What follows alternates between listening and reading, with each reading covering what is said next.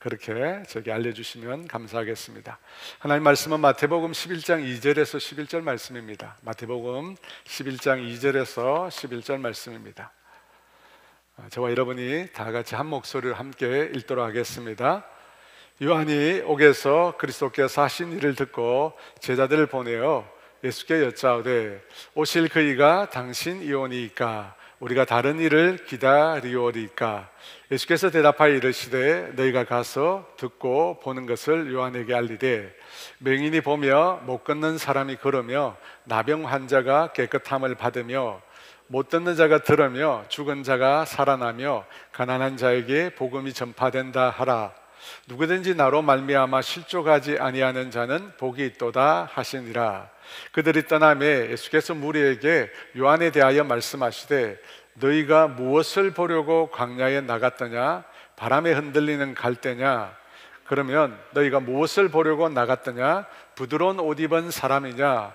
부드러운 옷을 입은 사람들은 왕궁에 있느니라. 그러면 너희가 어찌하여 나갔더냐? 선지자를 보기 위함이었더냐? 옳다. 내가 너희에게 이르노니 선지자보다 더 나은 자니라. 기록된 바 보라, 내가 내 사자를 내 앞에 보내노니 그가 내 길을 내 앞에서 준비하리라 하신 것이 이 사람에 대한 말씀이니라. 내가 진실로 너희에게 이르노니 여자가 낳은 자 중에 세례 요한보다 큰 이가 일어남이 없도다. 그러나 천국에서는 극히 작은 자라도 그보다 크니라. 아멘. 여러분, 예배를 위해서 들으신 금을 위해서 함께 기도합니다. 하나님 아버지, 감사합니다. 우리의 날마다의 삶이 하나님의 도우심과 보호하심과 은혜 가운데 있는 줄 믿습니다. 우리가 그 사실을 믿음으로 늘 확신할 수 있도록 주님 우리 가운데 은혜를 베풀어 주시옵소서. 주님, 귀한 주일날 구별하여 주 앞에 와서 예배를 드립니다. 예배 현장 가운데 성령님 운행하여 주시기를 원합니다. 우리가 영으로 주님을 예배하고 우리의 마음을 다하여 또 진리로 주님을 예배하기를 원하오니 성령 하나님 우리 가운데 충만히 임재하여 주시옵소서. 말씀 가운데 깨달음을 주시고 그 말씀을 붙들고 믿음으로 살아갈 수 있는 용기도 아버지 우리 가운데 허락하여 주시옵소서. 주님, 우리가 다니엘 기도의 기간 중에 있습니다. 우리의 기도가 회복되게 하시고 주님은 기도 중에 만나게 하시고 주님과 친밀히 교제할 수 있도록 주님 은혜를 베풀어 주시옵소서. 성령님, 우리의 모든 문들을 주께서 열어 주시기를 원합니다. 주님, 이 시간 귀한 시간 주님 앞에 나오면서 물질로 주 앞에 경배합니다. 이름을 각기 달리하여 드리는 헌금들마다 하나님이 기억하여 주시옵소서. 그들의 필요를 또한 기억하여 주시고 그들이 드린 손이 부끄럽지 않도록 하나님께서 축복하여 주시옵소서. 감사하며 예수 그리스도의 이름으로 기도합니다. 아멘. 제가 성지순례한 이집트라는 나라는 무슬림 국가입니다. 무슬림 국가임에도 불구하고 기독교인의 숫자가 10%가 훨씬 넘습니다. 20%라고 말하는 매체도 있습니다. 여러분, 무슬림 국가에서는 그리스도인들이 직업을 가질 수가 없습니다. 그래서 수도 카이로에 가보면 쓰레기 마을이라는 곳이 있는데 그곳에 많은 크리스찬들이 모여서 살고 있습니다. 직업을 가질 수 없기 때문에 카이로에서 버린 그 쓰레기 더미에서 먹을 것을 줍는 것입니다. 그 모습을 보면서 참 마음이 아팠습니다. 하지만 그런 핍박에도 불구하고 그곳의 그리스도인들은 자신의 신앙을 포기하지 않으려고 합니다. 그들은 절대적인 신앙을 지키며 살아가고 있습니다. 여러분, 어떻게 해서 그와 같은 신앙을 그들이 소유하게 되었을까요? 그 땅에 처음 복음의 뿌리를 내렸던 사람이 순교로 그 신앙을 일구었기 때문이라고 저는 믿습니다. 이집트 기독교인 콥틱 교회의 첫 번째 주교는 마가 요한입니다. 마가 요한, 여러분 들어본 것 같지 않습니까? 마가 요한이 누구일까요? 바나바와 바울이 1차 선교 여행을 떠나는데 당시 풍토병과 당시 선교의 열악한 환경을 이기지 못하고 중도의 선교를 포기하고 예루살렘으로 되돌아간 사람이 있습니다. 그 사람이 바로 마가 요한입니다. 그래서 2차 전도 여행 때 바울은 이 마가 요한을 선교 여행팀에서 배제합니다. 그 문제 때문에 바나바와 다투게 되었고 결국 각기 다른 길로 두 사람이 선교를 떠나게 됩니다. 아마 후에 마가 요한은 큰 변화를 받았던 것 같습니다. 그래서 그는 사도 베드로의 말씀을 받아서 오늘 우리가 읽고 있는 마가복음을 기록하게 됩니다. 신약의 첫 번째 복음서라고 알려진 마가복음의 저자가 바로 마가 요한인 것입니다. 그 요한은 주 42년경에 복음을 전하기 위해서 이집트에 있는 알렉산드리아라는 곳에 가게 됩니다. 그곳에서 요한은 첫 번째 회심자를 얻게 되는데 그가 누구냐면 구두 수송공이었던 아니아누스라는 사람입니다.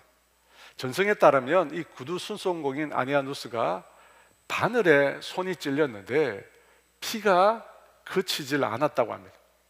그를 위해서 마가가 기도를 했는데 그 피가 멈추게 되었고 그로 인하여 이 아니아누스가 회심하게 되었다고 합니다. 당시 이교도들이 다스리고 있던 이 알렉산드리아에서 마가는 공개적으로 복음을 전합니다. 그러다가 그가 붙잡히게 됩니다. 그리고 모진 학대를 받고 결국 순교를 당하게 됩니다. 그 마가의 시신을 수습한 사람이 바로 첫 회심자였던 아니아누스입니다. 그는 마가의 시신을 수습해서 자기 집에 그 시신을 모시게 됩니다. 그 집이 바로 지금의 알렉산드리아에 있는 마가 기념교회입니다. 이 마가의 순교 이후에 이집트 땅에 놀랍게 복음이 전파가 됩니다. 그것이 오늘날 이집트 기독교가 핍박을 받음에도 불구하고 그 신앙을 지키는 근간이 되었습니다. 사랑하는 여러분, 신앙을 지키다가 목숨을 잃게 되는 순교는 예수를 믿는 우리 모두에게는 너무나 가슴 아픈 일입니다.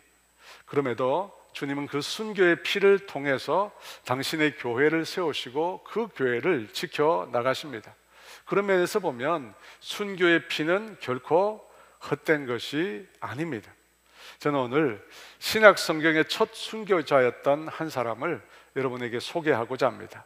신약 교회가 시작된 이후에 순교한 첫 번째 사람은 스데반 집사이지만 신약 시대의 첫 순교자는 세례 요한입니다. 여러분, 세례 요한은 어떤 사람이었습니까? 어떤 신앙의 삶을 살면서 그가 순교자가 되었을까요? 성경이 말하는 요한은 예수님의 길을 예비하러 온 사람이라고 말을 합니다. 세상의 구주로 오시는 예수님을 예비하기 위해서 요한이 먼저 와서 예수님에 대해 전파합니다. 그가 제일 먼저 전한 메시지는 회개하라, 천국이 가까이 왔다라는 것이었습니다. 마태복음 3장 1절과 2절에 우리 같이 있습니다. 그때 세례 요한이 이르러 유다 광야에서 전파하여 말하되 회개하라, 천국이 가까이 왔느니라 하였으니. 왜 천국이 가까이 왔는데 회개하라고 말을 하는 것일까요? 여기서 말하는 천국은 마지막 심판 때에 도래하는 나라를 가리키기 때문입니다. 그래서 천국이 가까이 왔다는 말은 다른 말로 하면 마지막 심판의 때가 가까이 왔다는 뜻입니다. 그래서 회개하라는 것입니다. 그 메시지와 함께 요한은 회개의 세례를 베풀게 됩니다. 마태복음 3장 5절과 6절에 이때에 예루살렘과 온 유대와 유다 요단강 사방에서 다 그에게 나와 자기들의 죄를 자복하고 요단강에서 그에게 세례를 받더니. 우리는 예수님을 믿고 그리스도인이 되었다라고 하는 표로 세례를 받습니다. 그런데 요한은 그 세례를 뭐라고 표현하고 있냐면 회개의 세례,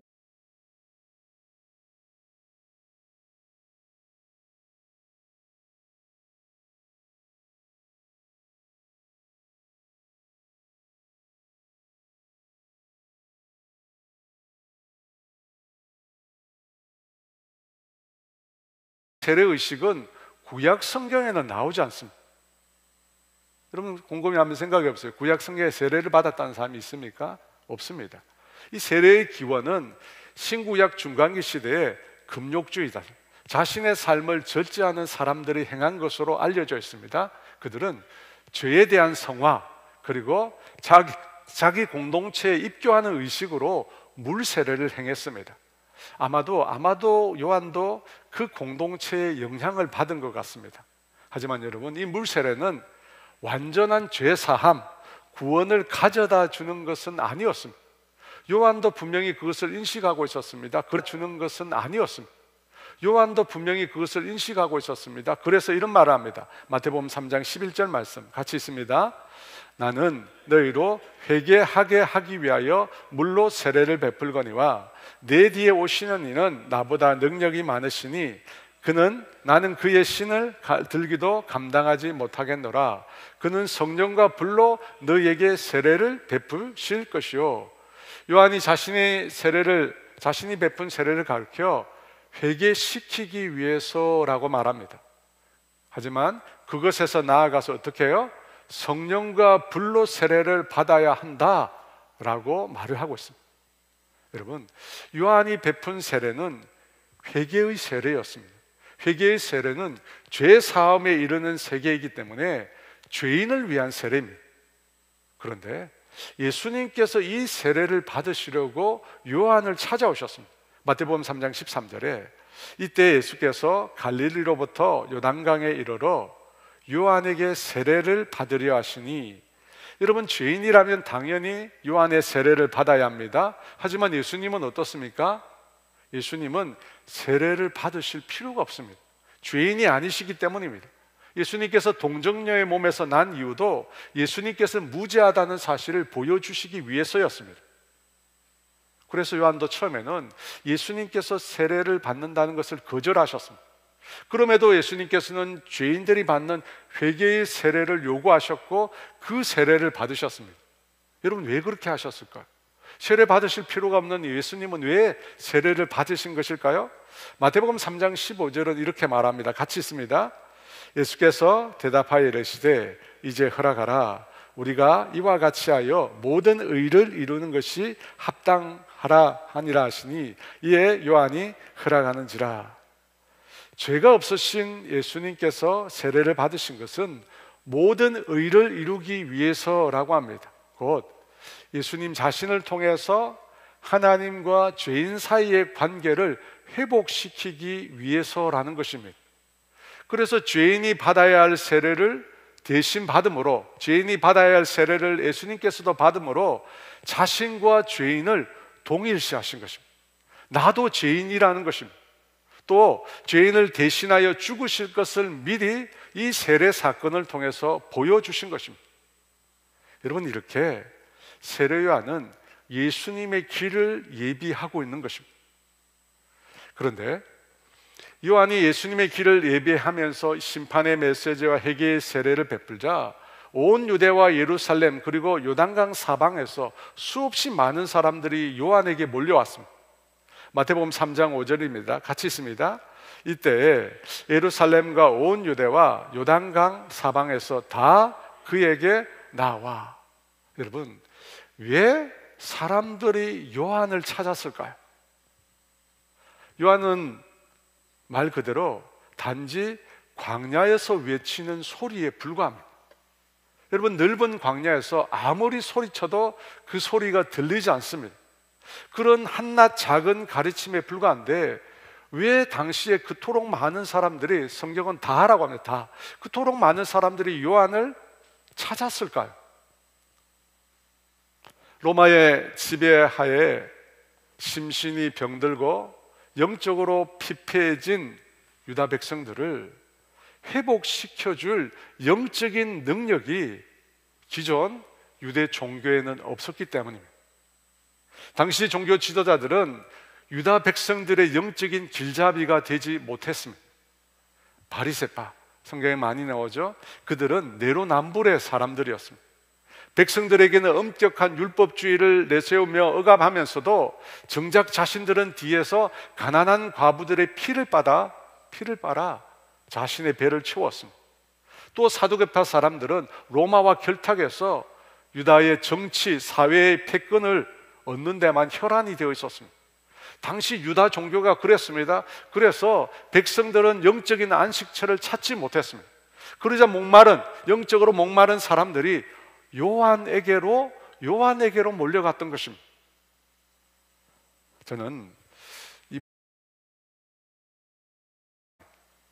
이 내용이 뭐냐면, 이 K-팝을 근거로 일종의 마법인 혼문을 만듭니다.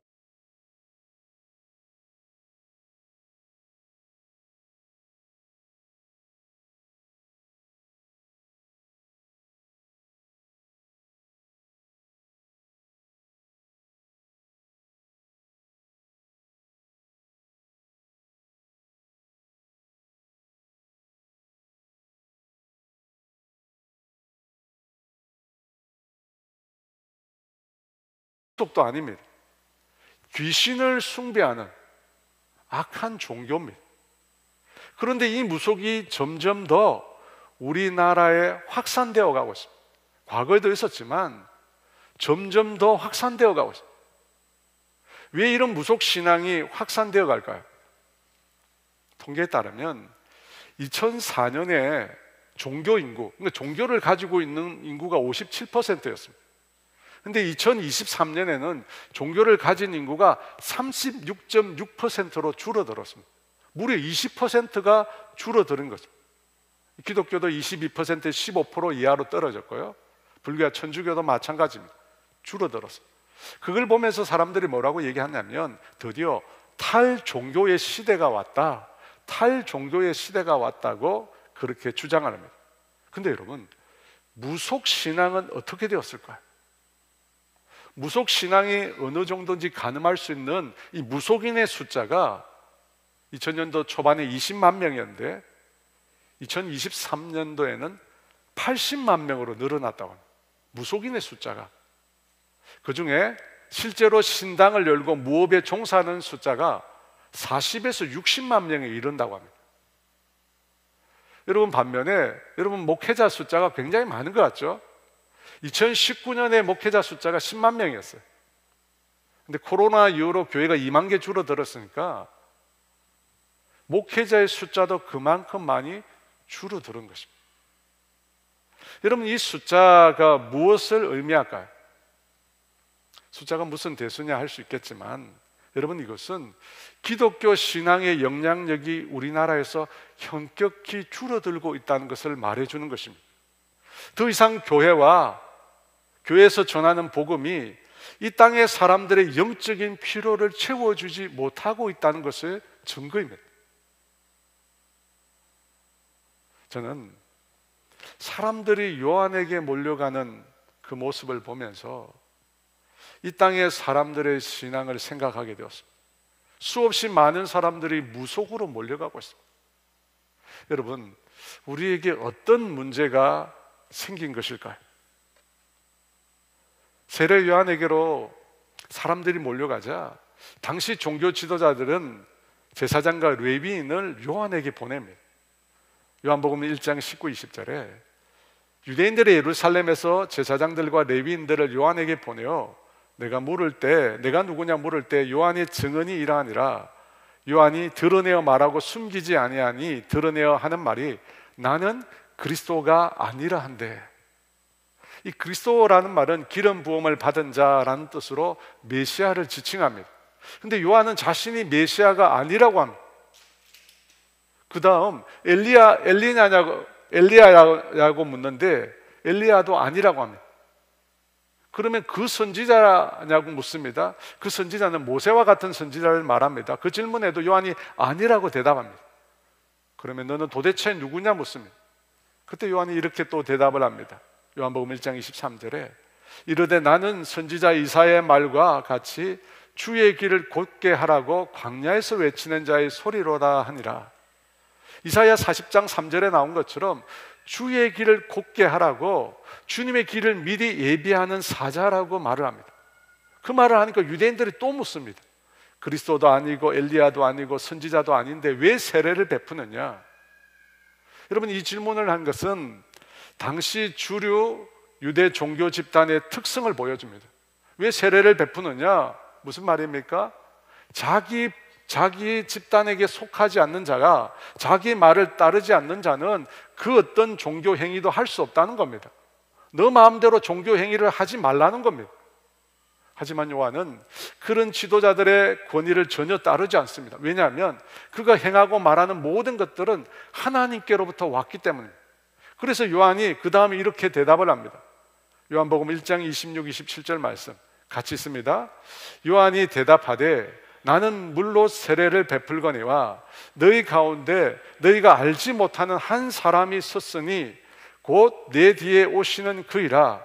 나는 그의 신발끈을 풀기도 감당하지 못하겠노라 하더라.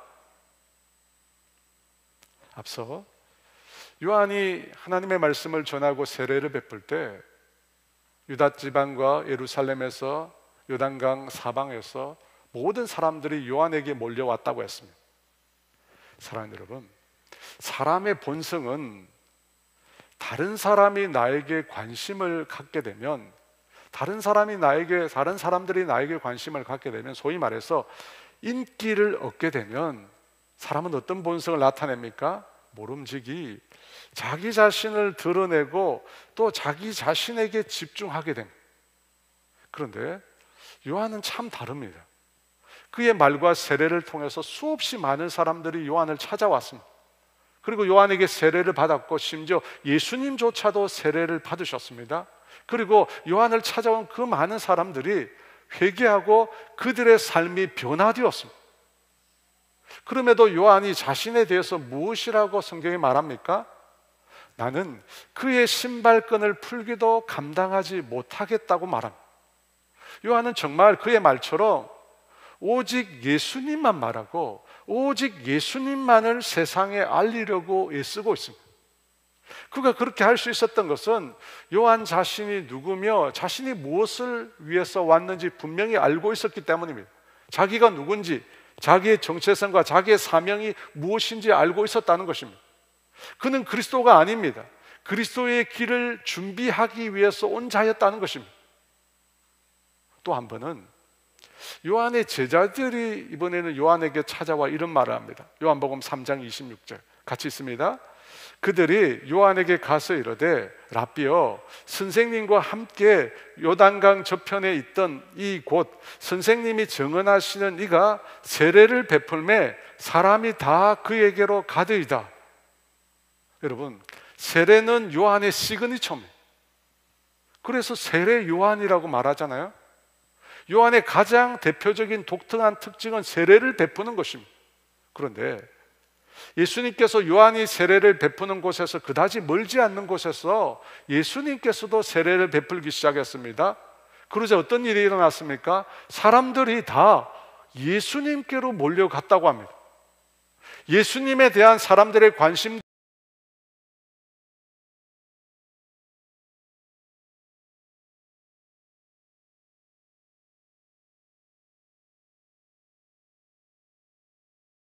요한이 바로 그들입니다. 여러분, 이런 상황을 두고 요한은 어떤 반응을 보였을까요? 3장 27절에 이렇게 말합니다. 요한이 대답하여 아무것도 받을 수 없느니라.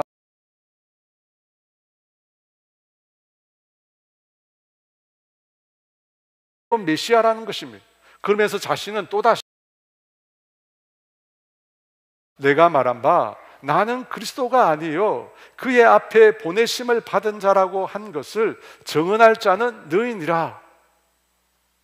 사랑하는 여러분, 요한은 자신이 누구이며 자신이 어떤 일을 하는 사람인 것에 대해서 다른 사람들을 속이려고 하지 않습니다. 사람은 와 권력을 얻으면 다른 사람들이, 여러분 그렇잖아요. 우리가 성공하면 우리가 많은 우러러 보기를 원해요. 그래서 사람들이 소위 말 돈질을 하는 거잖아요. 사람들이 부러워하고 우러러 보기를 원하는 것입니다. 그래서 실제보다 자신을 더 과장하고 더 돋보이게 만들고 싶어 합니다. 그렇게 해야만 그런 욕망을 쉽게 가집니다. 많은 인기와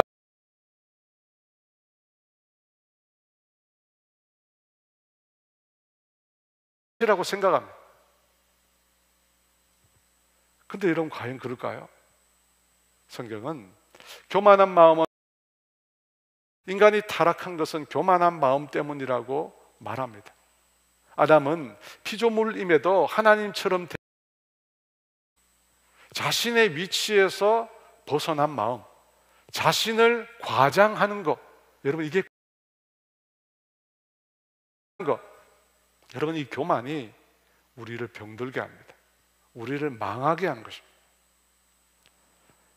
사랑하는 여러분, 예수님을 믿는 우리 그리스도인들의 신앙의 본질은 부인하고 우리는 우리를 위해서 죽으시고 우리를 구원하시는 예수 그리스도만을 드러내는 삶을 우리는 살아가고자 합니다. 사도 바울은 이런 고백을 했습니다. 빌립보서 1장 20절 21절 말씀 같이 있습니다. 나의 간절한 기대와 소망을 따라 아무 일에든지 부끄러워하지 아니하고 지금도 전과 같이 온전히 담대하여 살든지 죽든지 내 몸에서 그리스도가 존귀하게 되게 하려 하나니 이는 내게 사는 것이 그리스도니 죽는 것도 유익함이라. 예수 그리스도 그분만을 높이는 것이 우리 신앙의 본질입니다.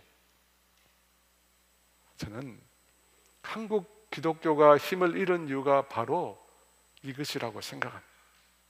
이것이 무너졌기 때문입니다. 요한은 사람들로부터 큰 인기를 얻었을 때도, 또 사람들이 자신을 버리고 예수님께 갔을 때도, 여러분 그때 사람들이 자신을 버리고 예수님께 갈 때 그때 얼마나 시기하는 마음이 생겼을까요? 여러분 인기가 없을 때는 모르지만 한번 인기를 얻게 되면 여러분 그것에 중독이 돼요. 사람들이 자신을 우러러 보고 자신을 좋아하는 것에 중독이 돼요. 그래서 연예인들이 힘들어 하잖아요. 그런데 요한은 그 어떤 상황에도 관계없이 변함없이 그리스도만을 드러내고 있습니다. 오직 그리스도만을 드러내고 있어요. 요한복음 3장 30절은 이렇게 말합니다. 그는 흥하여야 하겠고 나는 쇠하여야 하리라. 사랑하는 여러분, 저와 여러분도 그리스도가 아닙니다. 찬양과 영광을 받아야 할 자가 아닙니다. 우리는 우리 자신을 알아야 합니다. 여러분 절대 여러분 자신을 과장하지 마십시오. 나의 나된 것은 오직 하나님의 은혜인 줄 믿습니다. 오직 예수 그리스도, 우리를 구원하신 그 예수 그리스도만 존귀되기를 원합니다. 오직 예수 그리스도만을 우리가 자랑해야 합니다. 오직 우리 자신을 부인하고 예수 그리스도만 나타내어야 합니다. 여러분 그것이 요한이 살았던 삶입니다. 요한이 철저히 추구했던 삶입니다. 여러분 그것이 또한 오늘날 예수를 믿는, 예수님을 따르는 우리가 추구해야 될 삶입니다. 우리 자신을 철저히 부인하고 오직 우리의 삶을 통해 예수 그리스도 그분만을 드러내야 할 줄 믿습니다. 여러분 놀라운 것은 그랬던 요한이 뜻밖의 질문을 하게 됩니다. 오늘 본문 2절과 3절입니다. 함께 읽어볼까요? 요한이 옥에서 그리스도께서 하신 일을 듣고 제자들을 보내어 예수께 여짜오되 오실 그 이가 당신이오니까 우리가 다른 일을 기다리오리까? 요한이 자기 동생의 처와 결혼한 헤롯 왕을 비판합니다. 그것 때문에 감옥에 갇히게 되는데 그 감옥에서 제자들로부터 예수님에 관한 소문을 듣습니다. 그리고 요한은 놀랍게도 예수님에 대한 의심을 갖게 되었습니다. 그리고 제자들을 보내어 예수님께 질문하게 합니다. 오실 그 이가 당신이십니까? 예수님 당신이 하나님이 보내신 메시아가 맞는지를 묻는 것입니다. 여러분 아니, 말이 안 되잖아요. 이전에 예수님에 대해서 그토록 증거했던 요한이 어떻게 이런 말을 했는지 믿을 수가 없습니다. 오실 그 이가 당신이십니까? 여러분 왜 요한이 이런 의구심을 갖게 된 것일까요?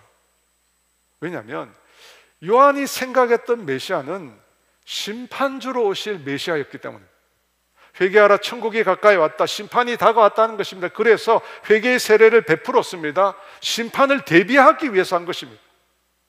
그걸 보면 요한이 생각한 메시아는 심판을 행하시는 메시아입니다. 그런데 예수님께서 오셔서 어떤 일을 행하십니까? 예수님은 심판이 아니라 사람들의 영혼을 구원하십니다. 가버나움의 로마 백부장의 어린 종을 예수님께서 고쳐주십니다. 귀신 들린 사람을 예수님께서 낫게 해주십니다. 중풍병자를 고쳐주십니다. 혈우증 걸린 여인을 고쳐주시고 죽은 야이로의 딸을 살려내십니다. 맹인 둘과 말 못하는 사람의 장애를 고쳐주십니다.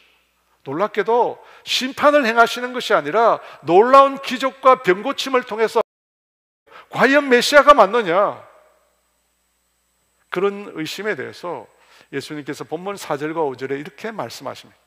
예수께서 대답하여 이르시되 너희가 가서 듣고 보는 것을 요한에게 알리되 맹인이 보며 못 걷는 사람이 걸으며 나병 환자가 깨끗함을 받으며 못 듣는 자가 들으며 죽은 자가 살아나며 가난한 자에게 복음이 전파된다 하라. 요한은 예수님을, 메시아를 심판관으로 생각했지만 주님은 심판관으로 우리에게 오시기 이전에 구원자로 우리 가운데 오신다는 사실을 구약 성경을 근거로 말씀하신 것입니다. 맹인이 보며 못 걷는 자가 걸으며 나병 환자가 깨끗함을 받으며 못 듣는 자가 들으며 죽은 자가 살아나며 가난한 자에게 복음이 전파된다. 이 내용은 이사야 61장 1절에 나온 말씀입니다. 주 여호와의 영이 내게 내리셨으니 이는 여호와께서 내게 기름을 부으사 가난한 자에게 아름다운 소식을 전하게 하려 하심이라. 나를 보내사 마음이 상한 자를 고치며 포로된 자에게 자유를, 갇힌 자에게 노임을 선포하며. 바로 이 예언을 근거로 예수님께서 심판자로 오신 것이 아니라 먼저는 구원자로 오셨다는 것을 보여주신 것입니다. 당시 유대인들이 생각한 메시아는 이처럼 마지막 날에 심판관으로 오신 메시아였습니다. 하지만 하나님의 예비하신 메시아는 심판관으로 오시기 전에 먼저 첫 번째는 구원자로 오시는 메시아였습니다. 여러분, 이 차이를 유대인들이 이해하지 못했습니다. 그래서 예수님을 배척한 것입니다.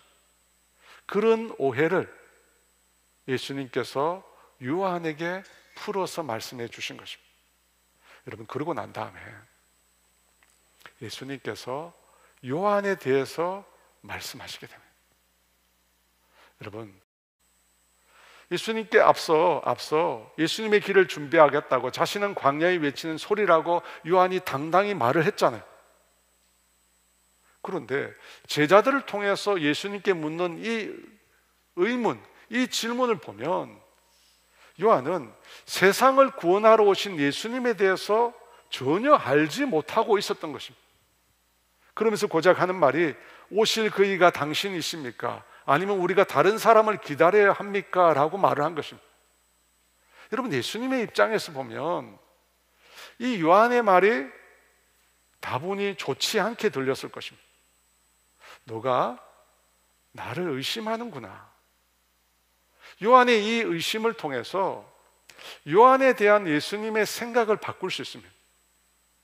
내가 너를 생각하는 것과 너가 다르구나. 실제로 너는 나를 제대로 알지 못하고 나를 믿지 못하고 있었네. 여러분, 그럴 수 있잖아요. 요한은 전혀 예수님에 대해서 모르고 있었습니다. 사랑하는 여러분, 사람은 다른 사람이 내게 보여준 반응에 따라 그 사람에 대한 내 생각, 판단이 바뀔 수 있습니다. 여러분, 그렇죠? 다른 사람이 나에게 보여주는 반응에 따라 그 사람에 대한 내 생각을 바꿀 수 있습니다. 근데 예수님은 어땠을까요? 요한이 예수님께 보여준 반응을 보시고 예수님도 바꾸셨을까요? 7절과 8절 말씀입니다. 같이 있습니다. 그들이 떠나매 예수께서 무리에게 요한에 대하여 말씀하시되 너희가 무엇을 보려고 광야에 나갔더냐? 바람에 흔들리는 갈대냐? 그러면 너희가 무엇을 보려고 나갔더냐? 부드러운 옷 입은 사람이냐? 부드러운 옷을 입은 사람들은 왕궁에. 너희가 무엇을 보려고 광야에 나갔더냐? 바람에 흔들리는 갈대냐? 바람에 흔들리는 갈대는 갈대처럼 흔들리는 사람을 말합니다. 경우에 따라서는 양심도 팔고 신앙도 팔고 가족도 팔고 자신을 위해서라면 못할 짓이 없는 사람을 가리키는 표현입니다. 근데 그런 사람은 광야에 있을 리가 없습니다. 그래서 요한은 바람에 흔들리는 그런 사람이 아니라는 것입니다. 당시 사람들의 여론이나 세상의 시류에 부합하는 사람이 아니라는 것입니다. 아니기 때문에 요한이 헤롯과 충돌했던 것입니다. 딱 한 번 눈만 감아주면 되는데 요한은 헤롯이 동생의 아내를 취하자 그것을 대놓고 비판했던 것입니다.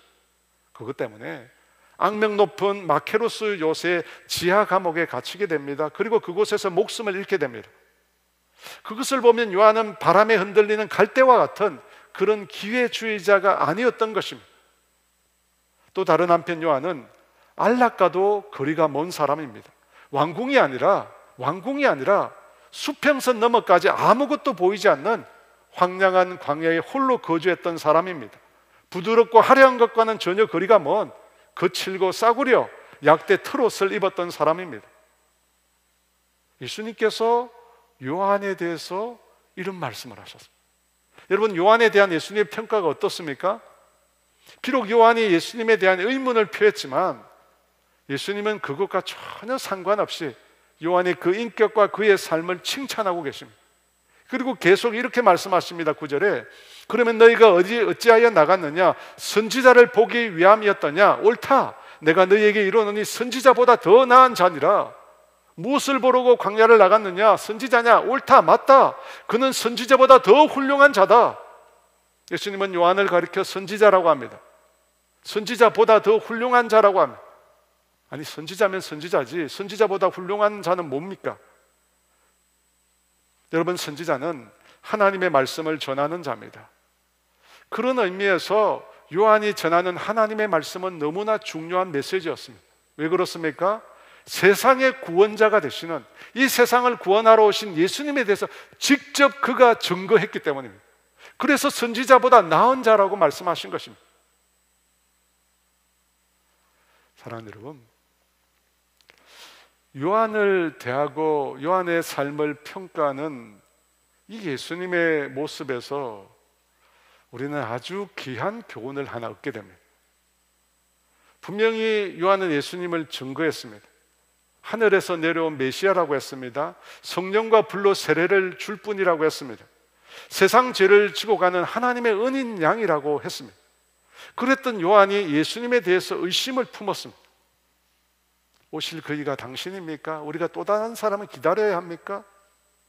그런데 그것에 대해서 예수님은 전혀 책망하지 않으셨습니다. 그 일 때문에 요한에 대한 예수님의 평가를 바꾸지 않으셨습니다. 예수님 요한을 가리켜 그는 광야의 선지자며 선지자보다 훌륭한 자라고 극찬하셨습니다. 사랑하는 여러분, 예수님을 믿고 따르는 저와 여러분에게 일말의 불안감이라고 하는 게 내면에 있습니다. 어떤 거냐면 주님은 나를 어떻게 보실까 하는 것. 주님은 예수를 믿는다고 하는 나를 과연 좋게 여기실까? 정말 주님의 평가는 어떨까라고 하는 불안감입니다. 아버지의 재산을 가지고 도망쳐서 먼 땅에서 허랑방탕하며 그 재산을 다 소비한 탕자에게 있었던 불안감이 우리에게 있습니다. 더 이상 아버지의 아들로 불릴 수 없다는 그런 불안감이 우리에게 있습니다. 여러분, 우리는 하나님을 떠났던 자들입니다. 우리는 많은 죄를 지은 자들입니다. 너무나 부족한 점이 많습니다. 그 죄 많은 자들을 자기 아들로 삼으셨는데 주님은 지금 우리의 모습을 보시고 그 마음에 들어 하실까 하는 것입니다. 그런데 사랑하는 여러분, 오늘 요한을 대하시는 예수님을 보며 그 불안감을 여러분 떨치시기 바랍니다. 여러분, 우리의 생각은 주님의 생각과 다릅니다. 주님은 우리의 생각과 다릅니다. 주님은 우리의 생각과 달라요. 우리를 향한 주님의 생각은 우리가 우리 자신을 생각하는 것과 전혀 다릅니다. 주님은 요한의 진심을 아셨습니다. 그의 상황과 그의 마음을 아셨다는 거예요. 요한이 한시적으로 예수님에 대해서 가졌던 그 의심에 대해서 충분히 납득하신 거예요. 여러분, 말이 안 되는 의심이잖아요. 그렇게 예수님에 대해서 메시아라고 증거하고는 오실 그이가 당신입니까? 말도 안 되는 의심을 가졌지만 그 의심을 주님은 충분히 납득하셨습니다. 그 의심 때문에 요한에 대한 예수님의 평가를 바꾸지 않았습니다. 여러분, 이 사실이 우리에게 위로가 되지 않습니까?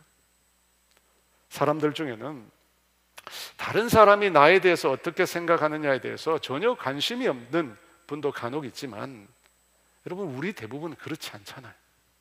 우리는 다른 사람이 나를 어떻게 생각할까 굉장히 민감합니다. 그래서 우리는 옷차림도 아무렇게나 하지 않잖아요. 다른 사람이 나를 어떻게 생각할까? 자존감이 낮은 사람일수록 다른 사람의 평가와 생각에 대해서 더 민감할 수밖에 없습니다.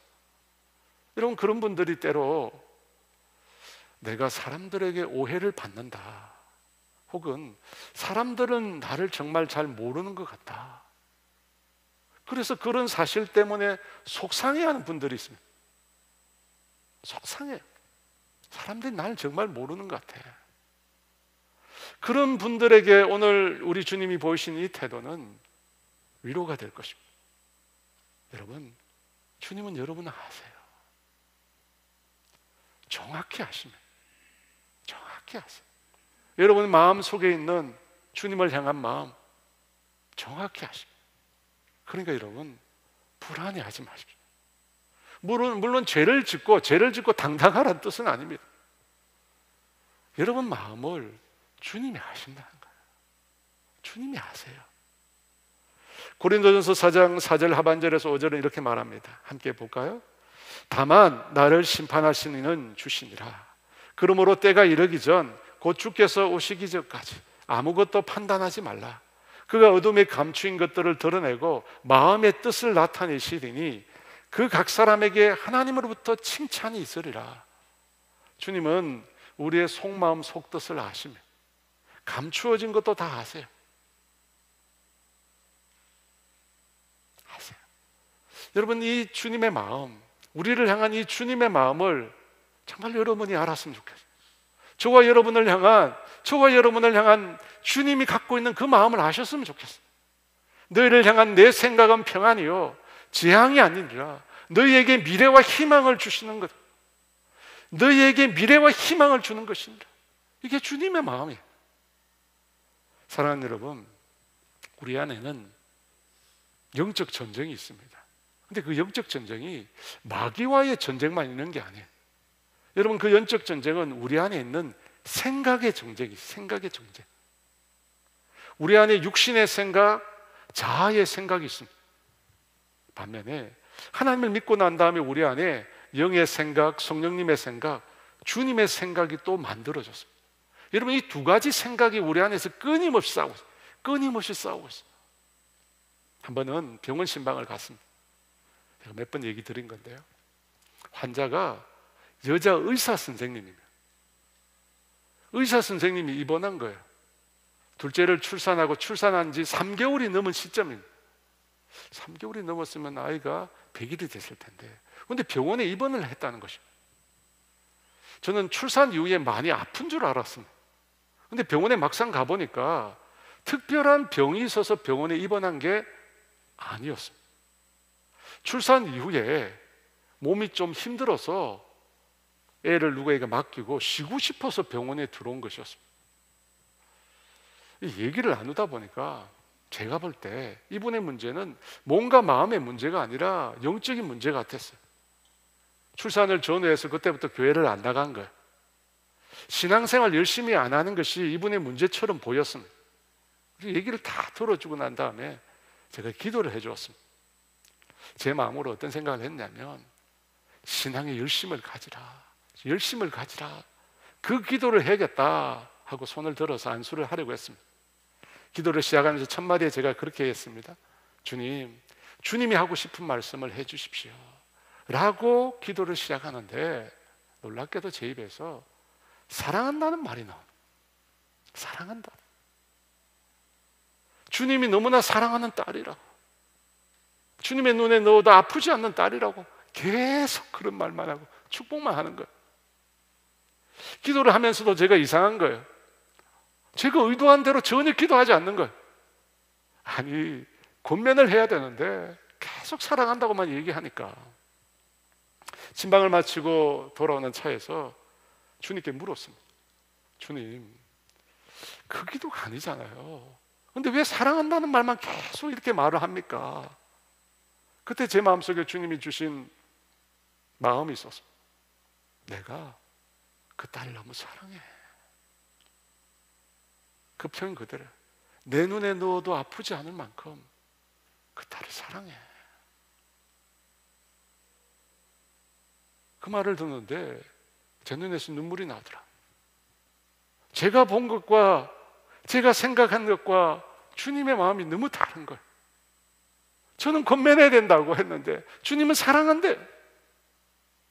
그때 제가 제 마음으로 판단한 사실에 대해서, 제 자아의 생각으로 그 사람을 판단한 것에 대해서 회개했습니다. 그리고 결단했어요. 다시는 내 마음대로 판단하지 않으라. 그런데 그런 일은 수없이 많이 반복되었습니다. 그 이후에도. 전 분리개척 교회를 시작하면서 주일에는 이 강당에서 예배를 드렸는데, 주중에 함께 모일 예배 초소가 필요한데 그걸 구하기가 쉽지 않은 거예요. 근처에 비어있는 상가가 없습니다. 그러다가 지금 아가페홀이 있는 상록 라이프 상가를 가게 되었습니다. 가보니까 여러분, 허름한 건물에다가 오래된 건물인 거예요. 지하에서 막 곰팡이 냄새가 막 올라오는 거예요. 2층에 갔는데 적어도 7, 80평은 돼야 되는데 49평인 거예요. 아무리 생각해봐도 이곳은 안 되겠다 싶었습니다. 왜 안 되겠다고 생각했을까요? 그래도 대오륜 교회인데, 그래도 오륜 교회라는 이름을 갖고 있는데, 그래도 그렇게 유명한 교회인데, 큰 교회인데 성도들이 이런 곳에 오겠나? 정말 반듯하고 깨끗하고 좋은 곳이어야 성도들이 오지 않겠냐? 그 마음이 제게 있는 거예요. 그래서 제가 계약하지 않았어요. 그런데 1년 넘게 장소를 얻지 못했어요. 건물이 없어요. 이 학교에서 가까운 곳에 80평짜리 괜찮은 상가 건물 3층이 있습니다. 그곳에 가면서 늘 깃발을 꽂고 기도를 했습니다. 그런데 끝까지 그 장소를 얻을 수 없었습니다. 그게 다니엘 기도회를 하는데 제가 결단을 했어요. 그 기도를 시작하면서 하나님, 이 기도회를 마치면 무조건 장소를 구하겠다고 다짐을 했습니다. 다니엘 기도회를 다 마치고 이틀 후 23일 날 제가 늘 가던 부동산을 찾아갔습니다. 매물이 있는가 물어봤습니다. 괜찮은 데가 있는데 보니까 그 아래층에 교회가 또 있는 거예요. 그곳은 제가 정말 못 가겠더라. 교회가 있는 데다 다시 교회 건물을 얻는다는 것이 마음을 허락되지 않았습니다. 한참 그곳에 서서 하나님 어떻게 해야 됩니까? 기도하는데 1년 전에 봤던 아가페올 건물이 생각나는 거예요. 다시 전화를 했습니다. 그런데 그 장소가 1년 동안 비어 있었던 거예요. 그때서야 주님이 정한 곳이 이곳이구나. 주님이 정한 곳이 이곳이구나. 주님이 원하시는 것은 장소가 아니구나. 교회는 건물이 아니라고 그렇게 수없이 가르쳤는데 정말 저 자신은 깨닫지 못하고 있었습니다. 여러분, 장소가 중요하지 않다는 말이 아닙니다. 장소가 크고 멋있게 준비되지 않아도 된다는 말이 아닙니다. 무엇이 먼저냐는 겁니다. 무엇이 본질이라는 겁니다. 무엇이 정말 주님이 원하시는 것이냐는 겁니다. 사랑하는 여러분, 요한을 통해서 오늘 우리가 배우는 삶은 자아 부인의 삶입니다. 우리 자신을 부인하는 거예요. 여러분, 그것이 나타나야 될 영역 중에 생각의 영역이 있습니다. 생각. 여러분, 우리의 모든 것이 생각에서 나오잖아요. 그래서 성숙한 그리스도인은 반드시 생각의 변화가 있어야 돼요. 생각의 변화가 있어야 돼요. 여러분, 달라진 그리스도인, 성숙한 그리스도인 누구냐? 자기 생각의 변화가 있는 사람이에요. 고린도후서 10장 5절은 이렇게 말씀합니다. 같이 있습니다. 하나님을 아는 것을 대적하여 높아진 것을 다 무너뜨리고 모든 생각을 사로잡아 그리스도에게 복종하게 하니. 내 생각과 판단의 주인은 누구여야 합니까? 주님이셔야 합니다. 여러분, 주님은 우리를 구원하는 데 머물지 않았습니다. 주님은 우리의 삶의 주인이 되기를 원하십니다. 우리 생각의 주인이 되기를 원하십니다. 왜냐하면 육신의 생각, 자아의 생각은 사망이기 때문에, 영의 생각을 가지지 않으면 자아의 생각은 사망이기 때문에. 로마서 8장 6절과 8절은 이렇게 말합니다. 같이 있습니다. 육신의 생각은 사망이요 영의 생각은 생명과 평안이니라. 육신의 생각은 하나님과 원수가 되나니 이는 하나님의 법에 굴복하지 아니할 뿐 아니라 할 수도 없음이라. 육신에 있는 자들은 하나님을 기쁘시게 할 수 없느니라. 사랑하는 여러분, 예수를 믿고 난 다음에 이후에 우리의 삶은 성화라고 합니다. 그 성화의 과정 중에, 우리가 변화되어질 그 성화의 과정 중에 가장 필요한 것 중에 하나는 생각의 변화. 생각의 변화. 내 생각, 내 자아의 생각, 내 육신의 생각. 여러분, 이걸 내려놔야 돼요. 그리고 주님의 생각이 뭔지, 주님의 마음이 뭔지, 여러분, 이것을 우리가 알고 품어야 합니다. 여러분, 이것이 자아 부인의 가장 중요한 과정입니다. 세례 요한이 말한 자아 부인, 그게 시작이 어디냐? 내 생각이 달라져요. 오늘 내 생각을 내려놓고 예수님의 생각, 영의 생각, 성령님의 생각이 뭔지 물으시고 그 생각을 품게 되는 저와 여러분 모두가 되기를 주의 이름으로 축원합니다.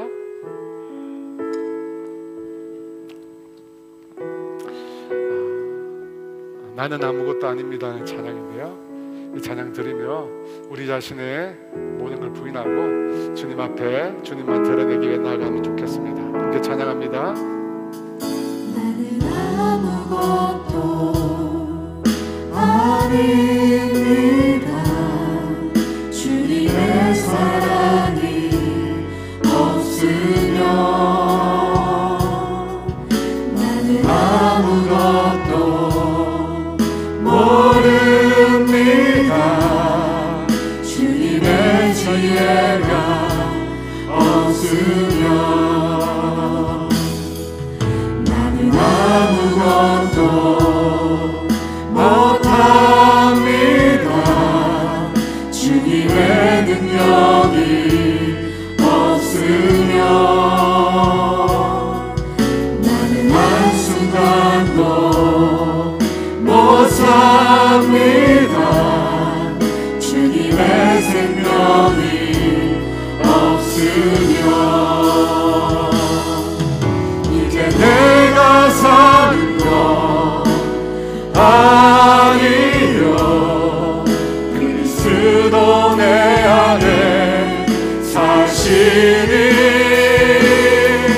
오직 그의 생명이 나의 생명, 나의 모든 날들도 주의 나는 오직 한 분 바랍니다. 나의 아버지, 나의 구원, 나의 주.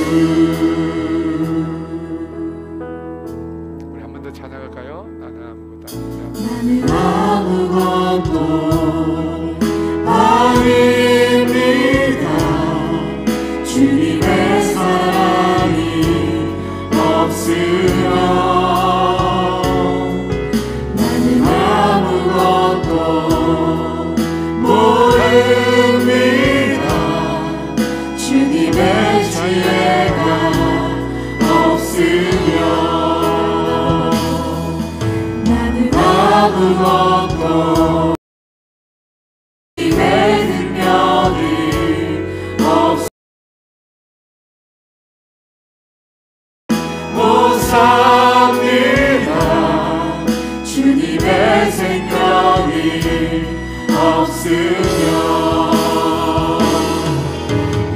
내가 사는 것 아니요 그리스도 내 안에 사시리 오직 그의 생명이 나의 생명 나의 모든 날들도 주의 나는 오직 한 분 바랍니다 나의 아버지 나의 구원 나의 주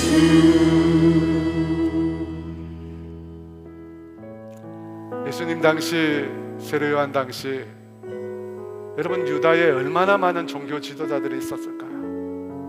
정말 수없이 많은 종교 지도자들이 있었습니다. 그런데 놀랍게도 모든 백성들이 누구에게 갔습니까? 요한. 요한을 찾아갔어요. 여러분 왜 요한을 찾아갔습니까? 그에게 영적인 해답이 있는 거예요. 영적인 해답이 있어요.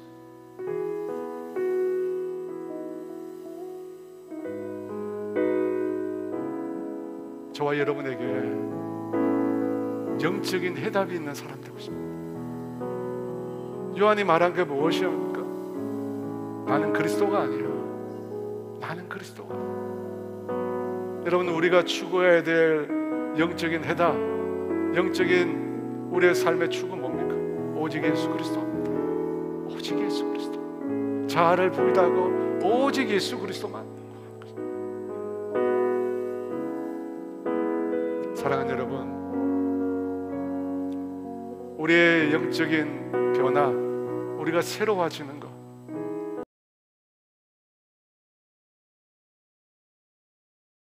생각의 변화입니다. 생각의 변화. 자아의 생각, 육신의 생각, 여러분 우리를 망하게 하는 겁니다. 망하게. 주님의 생각을 품어야 돼요. 성령님의 생각을 품어야 돼요. 자아를 분하고 성령님의 생각을 품어야 돼요. 그래야 우리도 살고 우리 주변에 살고 우리 교회가 살고 이 나라와 민족이 살 수 있습니다. 여러분 시간 기도할 때 하나님 은혜를 주십시오. 여러분 안에 수없이 많은 생각의 싸움이 있다는 거 알고 있습니다. 저도 매일매일 싸우거든요. 매일매일 왜 기도하는가? 왜 매일매일 말씀을 붙들고 기도하는가? 싸우지 않으면 이길 수 없으니까. 내 안에 있는 이 육신의 생각, 자아의 생각이 끊임없이 우리 안에 일어나거든요. 그걸 어떻게 잠재웁니까? 주님이 임하셔야 돼요. 주님이 나를 다스려야 돼요. 성령님이 나를 주장해야 돼요. 성령님께서 주님의 생각, 예수 그리스도의 생각, 주님의 마음을 우리에게 주셔야 되거든요. 여러분 시간 기도합시다. 주님 도와달라고. 내 안에 있는 육신의 생각, 자아의 생각, 주님이 생각들을 제하여 주시고 예수 그리스도의 생각, 그 요한을 향하여 바라봤던 그 예수님의 마음, 그 마음을 우리 가운데 부어달라고 우리 주의 주같이 기도합니다. 주여